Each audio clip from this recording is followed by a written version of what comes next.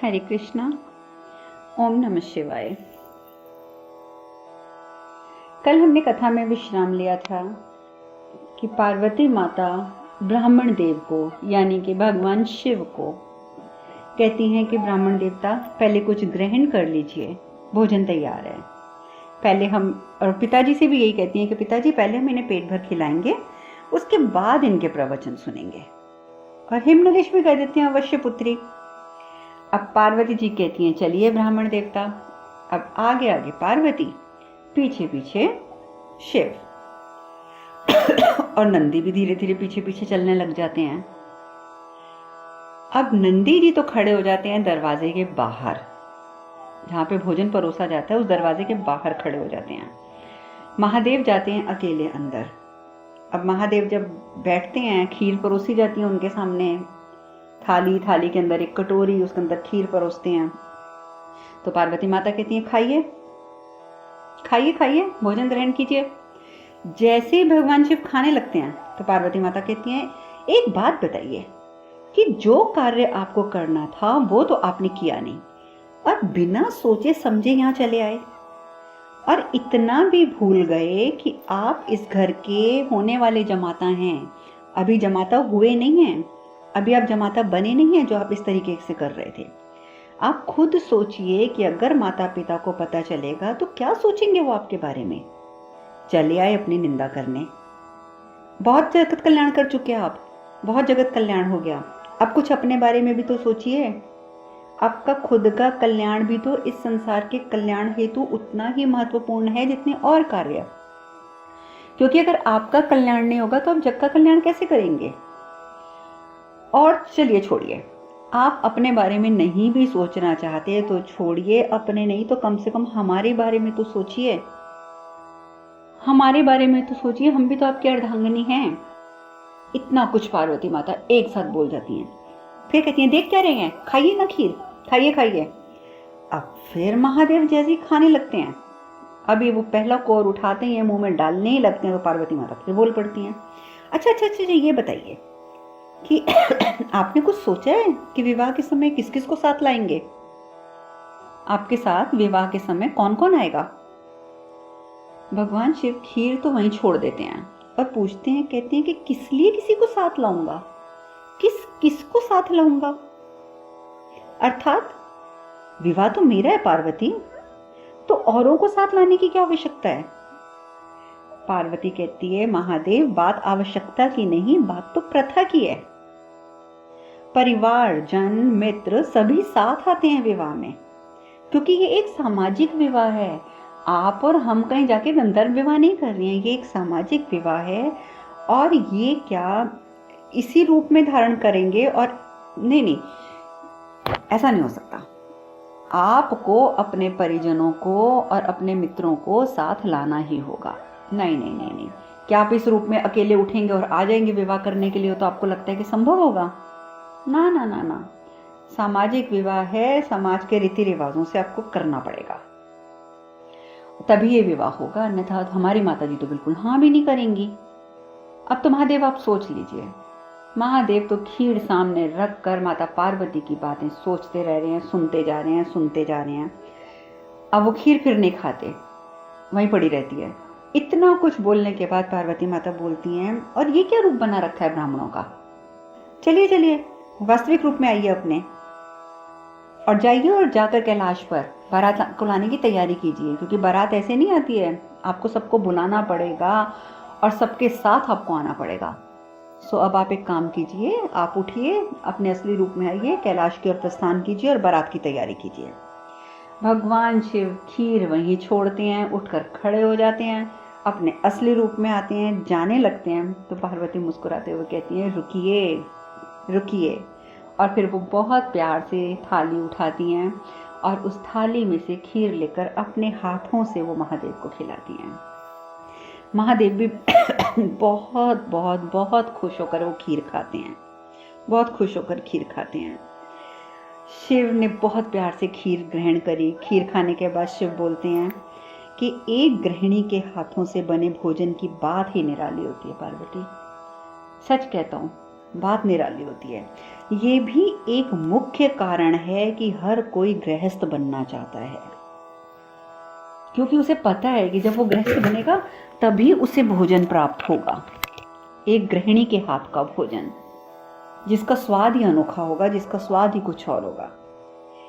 और कहते हैं कि पार्वती, इस भोजन से मुझे उतनी ही तृप्ति मिली है जितनी मुझे मेरे ध्यान से मिलती है। जितना तृप्त मैं अपना ध्यान करके होता हूँ, आज वही तृप्ति में ये भोजन ग्रहण करके महसूस कर रहा हूँ। पार्वती माता कहती हैं, तो फिर आप भी बन जाइए ना गृहस्थ, किसने रोका है आपको? हम तो आपको यही कहेंगे कि आप भी गृहस्थ बनिए, बल्कि हम तो ये भी कहेंगे कि अति शीघ्र हमें अपने साथ ले चलिए, अति शीघ्र।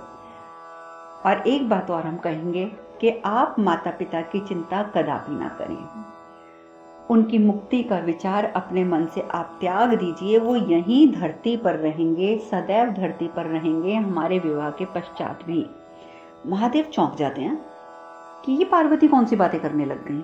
पार्वती कैसे जानती हैं कि मैं यहाँ पे इसी विषय में बात करने आया था, क्योंकि हम सब देवता भी चिंतित हैं कि अगर मोक्ष हो गया तो धरती का क्या होगा। पार्वती माता कहती हैं, चौंकिए मत महादेव, चौंकिए मत। आपने ही गुरु बनकर हमारी तपस्या पूर्ण कराई है, आपने ही हमें आदि शक्ति के कर्तव्यों से अवगत कराया था, तो क्या आदि शक्ति को यह ज्ञात नहीं होगा कि संसार की आवश्यकताएं क्या हैं? आप बिल्कुल चिंता मत कीजिए, हम समझ गए थे कि आप अपनी निंदा यहाँ बैठकर क्यों कर रहे हैं। अब हम स्वयं अपने माता पिता को उनके विशिष्ट कर्तव्य के बारे में विस्तार से बताएंगे, और हमें ये भी पूर्ण विश्वास है कि वो हमारी बात सुनने के बाद अपनी मोक्ष प्राप्ति से ज्यादा अपने कर्तव्य को महत्व देंगे। आप निश्चिंत होकर विवाह का प्रबंध कीजिए, निश्चिंत होकर। इस बारे में आप बिल्कुल विचार मत रखिए अपने मन में कुछ भी। हमारे पिता यहीं रहेंगे, धरती पर रहेंगे और सदैव रहेंगे।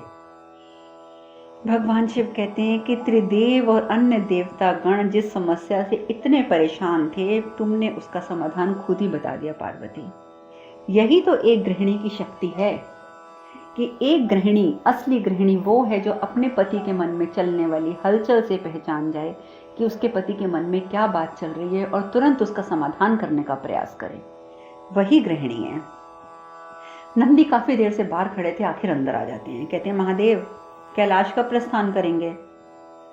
तो साथ ही वो देखते हैं, अरे वाह, खीर की थाली सामने पड़ी है। खीर की थाली देखते हैं तो मन में इच्छा जागृत होती है कि मैं भी खीर खाऊं। तो नंदी पूछते हैं, प्रभु प्रभु खीर कैसी थी? शिव कहते हैं, स्वादिष्ट, अति स्वादिष्ट थी नंदी। पार्वती माता समझ जाती हैं। वो उसी समय एक बहुत अच्छा एक कलश, एक मटकी, एक कलश जैसा लेके आती हैं और उसमें खीर भरती हैं और कहती हैं कि नंदी, ये खीर है, ये तुम साथ ले जाओ, और ये सिर्फ तुम्हारे लिए नहीं है, सभी प्रेत गणों के लिए है, और सबको इसका सेवन अवश्य करवाना। और वैसे भी ससुराल से जाते समय कुछ ना कुछ लेकर ही जाना चाहिए और आते समय लेकर आना चाहिए। अब आते समय तो महादेव अपनी निंदा लेकर आए, लेकिन अब जाते समय तो कुछ ले जाइए ना, चलिए खीर ही ले जाइए। और ये कह के वो भगवान शिव के हाथ में खीर का कलश रख देती हैं। शिव चले जाते हैं, वहां से प्रस्थान करते हैं। उधर मैनावती चिंतित। अब ब्राह्मण देवता ने यानी कि शिव ने तो न जाने कैसी कैसी बातें कर दी थी। हिमावत कहते हैं कि देखो, पार्वती का विवाह शिव से रोकना असंभव है मैनावती। तो मैनावती बोलती है कि वचन तो हम भी दे चुके हैं, हम भी दे चुके हैं कि पार्वती का विवाह शिव से होगा, लेकिन आप एक बात बताइए ना, क्या हमारी चिंता निरर्थक है कि क्या विवाह के बाद पार्वती सुखी रहेगी?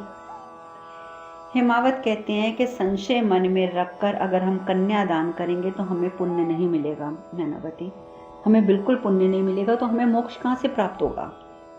और यदि पुण्य प्राप्त ना हुआ तो हमारा मोक्ष की राह में बाधाएं इकट्ठी हो जाएंगी, सारी बाधाएं रास्ते में आ जाएंगी, हम बिल्कुल भी नहीं जा पाएंगे, मोक्ष प्राप्त कर पाएंगे, हम यहीं धरती पर रह जाएंगे। तो तुम ये सब बातें क्यों सोच रही हो जो ब्राह्मण देवता ने कही? मैनावती कहती है कि स्वामी, हम एक माँ हैं और एक माँ के लिए मोक्ष प्राप्ति से अधिक महत्वपूर्ण होता है उसकी पुत्री का सुख, और इसलिए हम कहते हैं कि हमारे लिए अब चिंता मुक्त होना असंभव है। हमने तो शिव के बारे में जो जो बातें सुन ली हैं, अब हम ना निश्चिंत नहीं हो सकते। अब तो हम चिंतित रहेंगे, हमें नहीं पता कि हमारी पार्वती का क्या होगा। उधर दूसरी ओर शिव जो हैं कैलाश जाते हैं, वहाँ पर देवराज, इंद्र और सभी खड़े हुए हैं, वहाँ पर सारे देवता खड़े हैं, बृहस्पति जी खड़े हुए हैं। तो वो कहते हैं कि भाई, जैसे भगवान शिव पहुँचते हैं तो कहते हैं कि इंद्रदेव, पार्वती ने कहा है कि हिमावत से वो खुद बात करेंगी और उनका मोक्ष की ओर ना जाना वो खुद सुनिश्चित कर देंगी, आप चिंतित मत होइए। क्योंकि यदि पार्वती ने कथन कहा है तो वो पूर्णतः सत्य होगा, क्योंकि पार्वती कभी असत्य नहीं बोलती। और ये बात जब सब सुनते हैं तो सारे देवता प्रसन्न हो जाते हैं, सब निश्चिंत हो जाते हैं। महादेव कहते हैं अब आप सब निश्चिंत हो जाइए और पार्वती के द्वारा बनाई हुई खीर का आनंद लीजिए। तो इंद्रदेव कहते हैं महादेव, इतनी छोटी सी मटकी की खीर क्या हम सबके लिए पर्याप्त होगी? ये तो इतनी छोटी सी मटकी है, छोटा सा कलश है। शिव कहते हैं ये कोई साधारण मटकी या कलश नहीं है देवराज, ये अन्नपूर्णा का पात्र है, अन्नपूर्णा का पात्र। सिर्फ आप लोग ही नहीं, समस्त ब्रह्मांड को पोषित करने के बाद भी ये खीर समाप्त नहीं होगी। नंदी, खीर का वितरण आरंभ करो। अब सबको खीर थोड़ी थोड़ी दी जाती है, सब उसका स्वाद चखते हैं।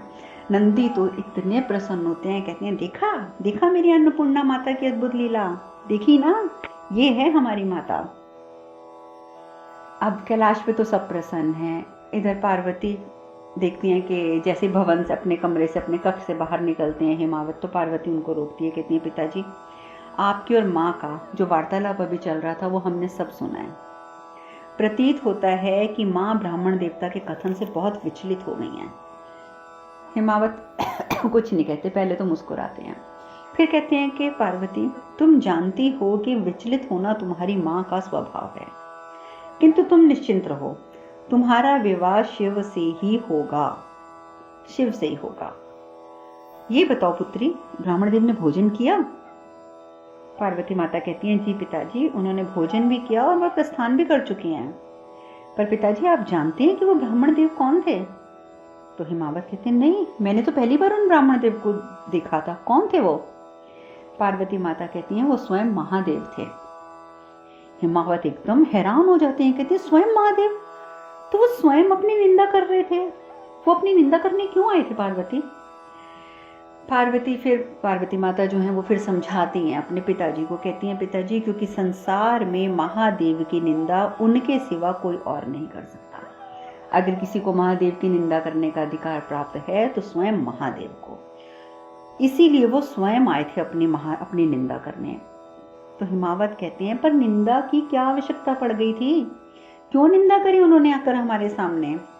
पार्वती माता कहती हैं कि एक वृहद उद्देश्य की पूर्ति के लिए पिताजी, वो अपनी निंदा करके आपके ध्यान में, आपके हृदय में संशय का बीजारोपण करना चाहते थे, ताकि आप कन्यादान जैसे पुण्य कर्म को सशंकित मन से करें, जिसके फलस्वरूप आपको मोक्ष की प्राप्ति ना हो सके।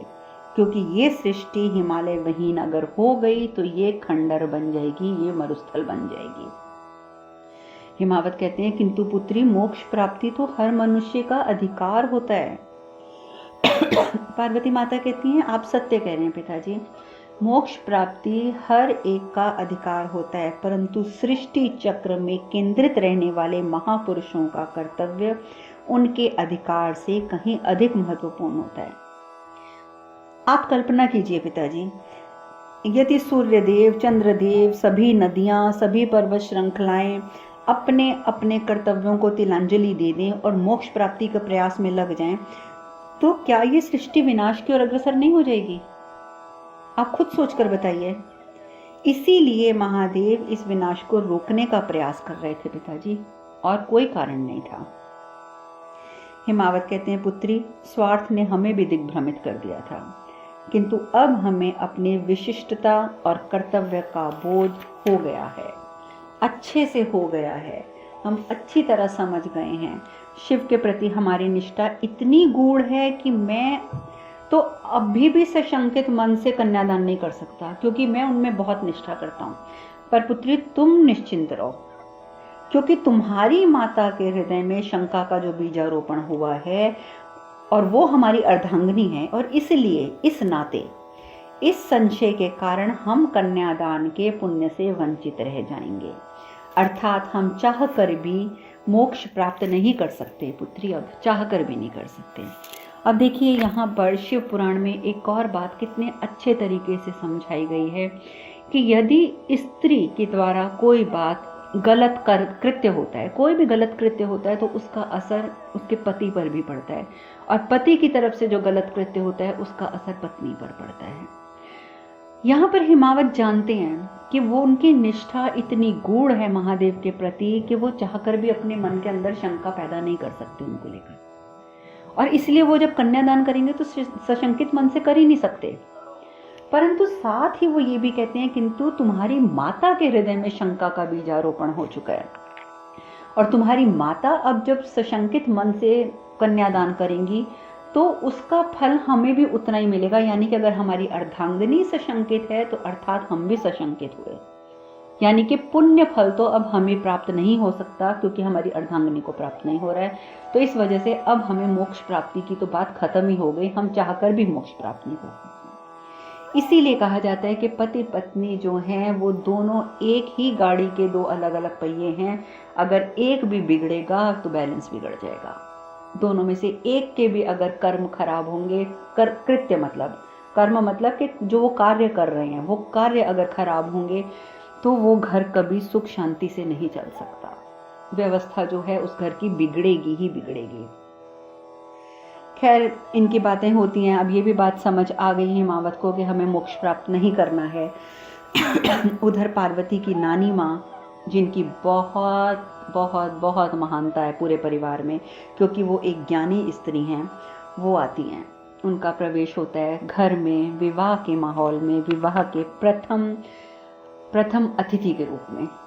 सब बहुत प्रसन्न हैं, और जो माता पार्वती हैं वो बहुत ध्यान रखती हैं अपनी नानी माँ का, अपनी नानी की हर बात का ध्यान रखती हैं।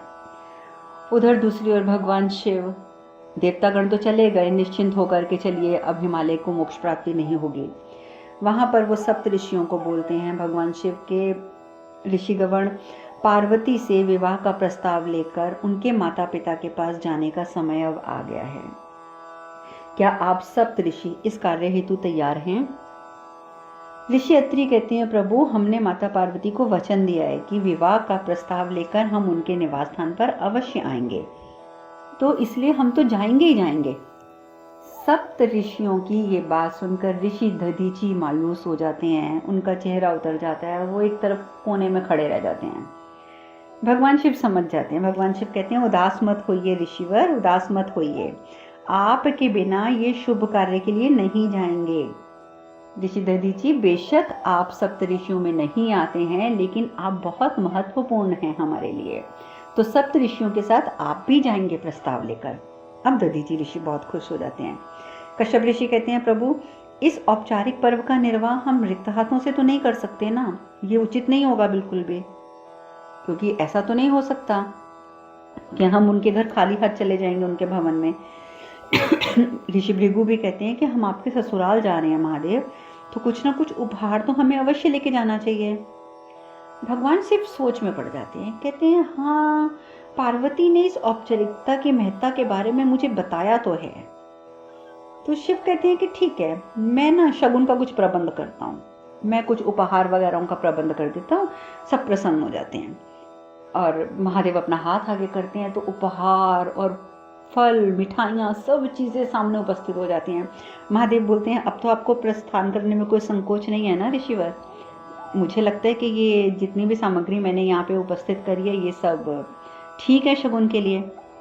तो ऋषिवर बहुत खुश होते हैं, सारे ऋषि सामग्री उठाते हैं और भवन की ओर प्रस्थान करते हैं।